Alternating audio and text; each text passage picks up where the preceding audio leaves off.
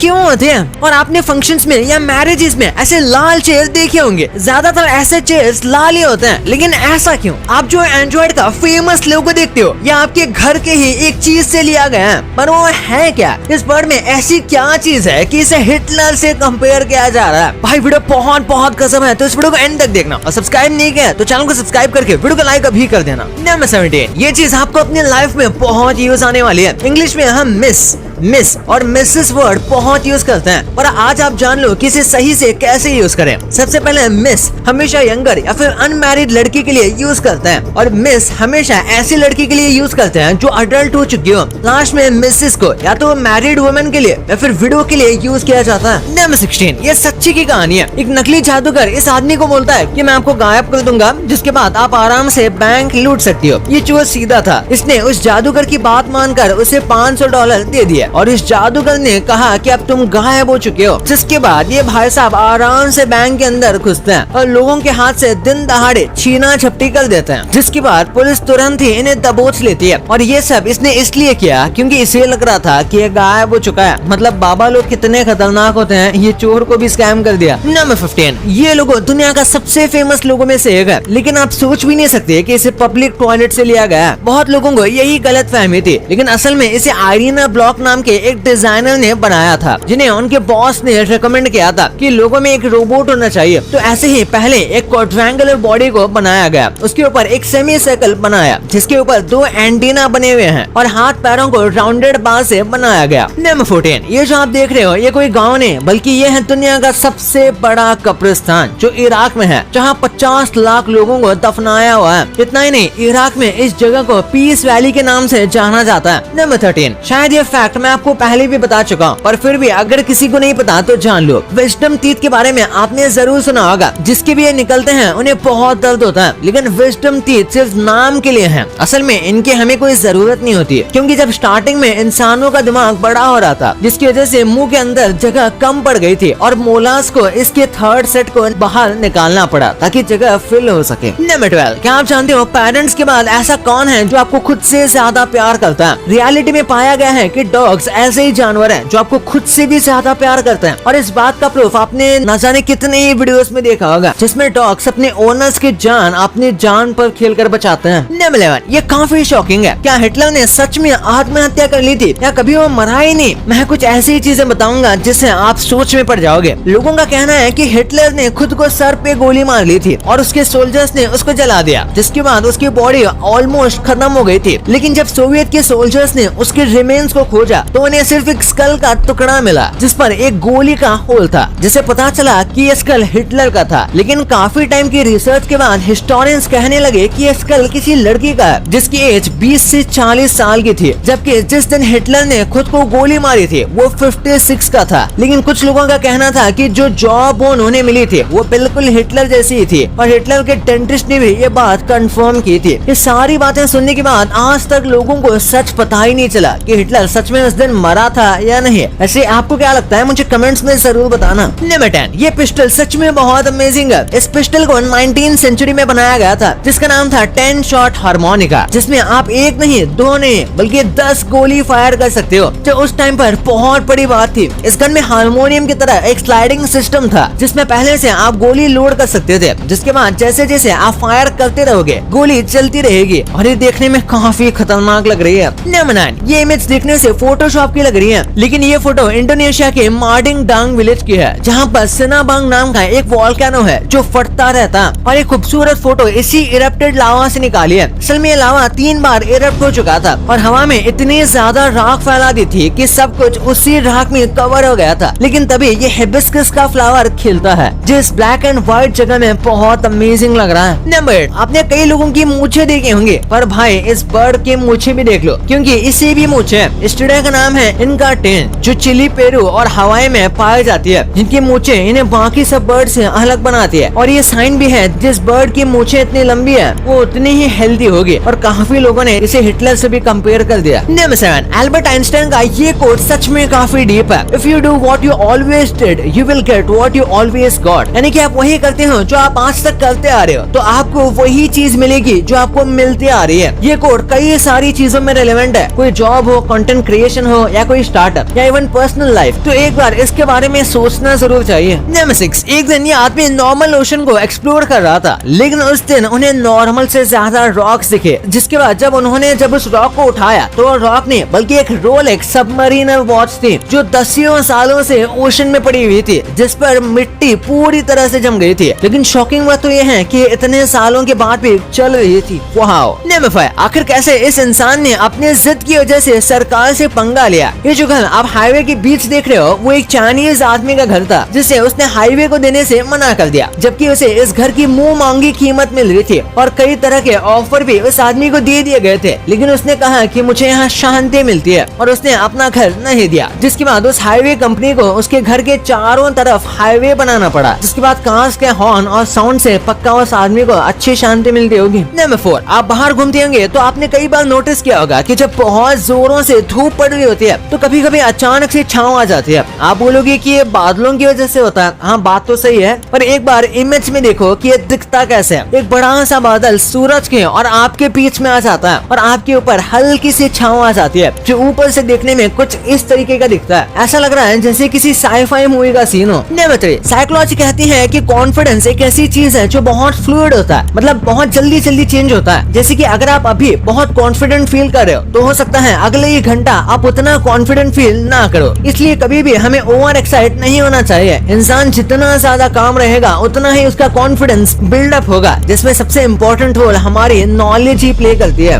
Number 2, आजकल के modern जमाने में हर कोई अपने घर को इंटीरियर डिजाइनर से डिजाइन करवाना चाहता है, जिससे उनका घर सबसे अलग और अच्छा दिख सके। डिजाइनर घर के सामान, पर्दे, सोफे या पेंट से लेकर हर चीज में आपको अलग अलग कलर कॉम्बिनेशन की चॉइस देते हैं, जिससे आपका घर अच्छे से अच्छा बने। लेकिन जब भी आप किसी भी बर्थडे पार्टी, शादी या किसी फंक्शन में गए होंगे तो आपको एक चीज सारे फंक्शन में कॉमन मिलेगी और वो है चेयर का कलर। आपने ध्यान दिया होगा तो सब फंक्शन में चेयर्स का कलर रेड ही मिलेगा। लेकिन ऐसा क्यों? आपने कभी सोचा है? आज आपको इसका बहुत ही आसानी से जवाब मिलने वाला है। सभी टेंट वालों के पास आपको लाल रंग की कुर्सियां मिलेंगी और वो इन्हें ही इस्तेमाल करते हैं। इसका रीजन ये है कि कंपनी ज्यादातर लाल कलर में ही कुर्सियां बनाती है। लेकिन इसमें कंपनी की गलती नहीं है, क्योंकि कंपनी ने तो अलग रंग की कुर्सियां बनाने की कोशिश की थी। लेकिन मैरिजेस या फंक्शंस को अरेंज करने वाले जो लोग होते हैं वो इन कुर्सियों को लेने से मना कर दिए थे, जिसके पीछे की वजह ये बताई जाती है कि रेड कलर ज्यादा अट्रैक्टिव होता है, जो किसी भी इन्विटेशन की तरह काम करता है, जिसे लोग दूर से ही देखकर समझ जाते हैं कि यहाँ पार्टी चल रही है। और लाल रंग की कुर्सियां बनाने वाला मटेरियल भी थोड़ा सस्ता मिलता है। और टेंट हाउस वालों को ये कुर्सी पसंद करने का मेन रीजन ये भी है कि इन्हें रखने में ज्यादा मेंटेन नहीं करना पड़ता, क्योंकि इन पर मौसम की मार नहीं पड़ती और ये ज्यादा गंदी भी नहीं दिखती। जबकि ब्लैक कुर्सी हीट भी होंगे और व्हाइट बहुत गंदी होंगी, इसलिए रेड को ही बेस्ट माना जाता है। नंबर 1, आपने बहुत सारे पेंसिल्स देखे होंगे, लेकिन कुछ इस टाइप के भी पेंसिल्स आते हैं जिसमें ऐसा सिल्वर कलर की चीज होती है। लेकिन आपने कुछ ही पेंसिल में ये सिल्वर वाला पार्ट देखा होगा, क्योंकि ये हर पेंसिल में नहीं आता। लेकिन आप में से मोस्टली लोगों ने ऐसी पेंसिल भी जरूर यूज की होगी। लेकिन क्या आप जानते हो इसे असल में कहते क्या है और इसका नाम क्या है? देखो, जिस पेंसिल में ये वाला पार्ट आता है उसमें कई बॉडी पार्ट होते हैं, जैसे पेंसिल के नेब और एक एक्स्ट्रा रबर भी आती है पीछे, जिसे ये सिल्वर वाली चीज पेंसिल से जुड़ी रखती है, जिसका नाम फेरियूल है। इसका सबसे मेन काम यही होता है कि ये इरेजर को पेंसिल से जोड़ कर रखे। बहुत सारे फेरियूल राउंड होते हैं, लेकिन कुछ फेरियूल को स्क्वायर या ट्रायंगल भी बनाया जाता है पेंसिल के डिजाइन के हिसाब से। लेकिन एक फ्लैट फेरियूल भी आता है जिसे फेमसली यूज किया गया था ब्लैक विंग 602 पेंसिल के ऊपर। हालांकि सबसे पहला इसका यूज एपनहार्ड फेबर वन डाइक नाम की पेंसिल पर किया गया था। वैसे काफी पेंसिल्स में ये फेरियूल नहीं होता, और वैसे पेंसिल ज्यादातर आर्टिस्ट यूज करते हैं, क्योंकि या तो वो अपने काम को मिटाते नहीं या फिर वो एक सेपरेट इरेजर रखते हैं। फेरियूल को नॉर्मली बहुत थिन एल्यूमिनियम से बनाते हैं, लेकिन पुराने टाइम में इसे लकड़ी और कार्डबोर्ड से बनाया जाता था। वैसे तो इसे मोस्टली सिल्वर कलर में ही देखा जाता है, लेकिन कुछ कंपनी स्टैंड आउट करने के लिए इसमें बहुत कलर्स भी लॉन्च किए हैं। भाई ये तो आपने जान लिया, पर क्या आपको ये पता था कि ये मूवीज के बच्चों वाले कैरेक्टर्स को जिसने प्ले किया था ये आज कैसे दिखते हैं? ये देखकर आप दंग रह जाने वाले हो। इस देश में रात के 10 बजे के बाद कोई भी टॉयलेट क्यों नहीं जा सकता, और 15 मिनट टीवी पर ये शो लगाने से आपका वेट कम होना स्टार्ट हो जाएगा। लेकिन वो कैसे? भाई इस वीडियो में ये सब कुछ जानकारी आपको मिलेगी, तो इस वीडियो को अभी दबा के देखो यार। और अभी तक चैनल को सब्सक्राइब नहीं किया तो क्या कर रहे हो? चैनल को सब्सक्राइब करके वीडियो को लाइक कर देना। तो मिलते हैं अगले वीडियो में, तब तक के लिए बाय।